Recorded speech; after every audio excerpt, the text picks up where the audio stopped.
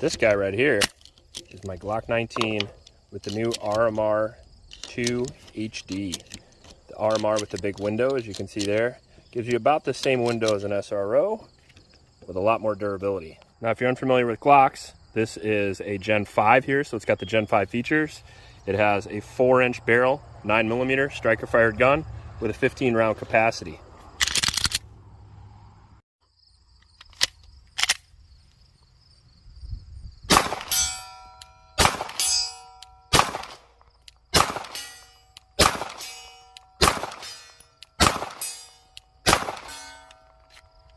Looks like it works.